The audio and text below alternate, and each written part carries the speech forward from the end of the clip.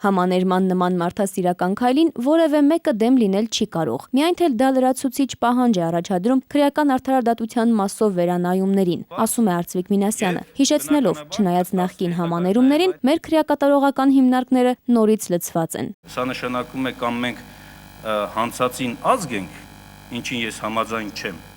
կամ արդարադատության համակարգը այնքան աղավաղված եւ այլանդակված է, որ անկախ նրանից դուք համաներում կիրառում եք թե չէ, միևնույն է երկրորդ օրը նորից տանելու ենք լցնենք այնտեղ։ Արդարադատության նախարարը հստակեցնում է, համակարգերում խնդիրներ իրոք կան, բայց համաներումը չի կարող լինել դատական սխալների ուղում։ Այն արդարադատություն իրականացնող ակտ չէ, այլ մարդասիրական եւ չի իրականացվում նաեւ քրեակատարողական հիմնարկների ծանրաբեռնվածության պատճառով։ Ունենք մեր ծանրաբեռնվածություն, բայց դա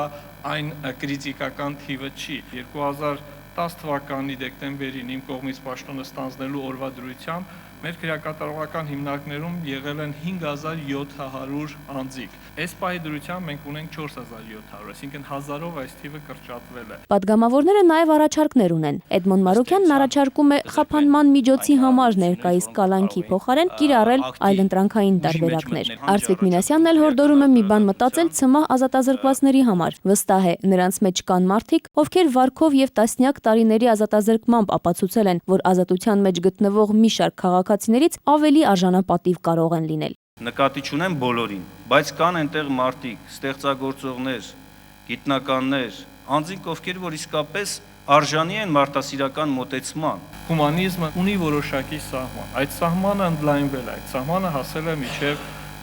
ծանրացուցիչ ծանր հանցագործությունների։ Բայց մի դեպքում, եթե մենք ասում ենք սխալ է նրանց հասնելը, մյուս դեպքում առաջարկում ենք նաև քննության առարկա դարձնել, այսինքն ՑՄՀ ազատազրկման դատապարտվածներին, դա կարող է լինել հաջորդ քայլը։ Համաներման քաղաքական գնահատականը ընդհանուր առմամբ դրական է։ Ազգային ժողովի նախագահը հուսով է, որ սայթաքածներին ժամ առաջ ճիշտ ճանապարհին կանգնելու եւ կյանքին վերաինտեգրվելու հնարավորություն տալու մտքին կհամաձայնեն բոլոր գործընկերները։ Համաներման ակտի ընդունման արդյունքում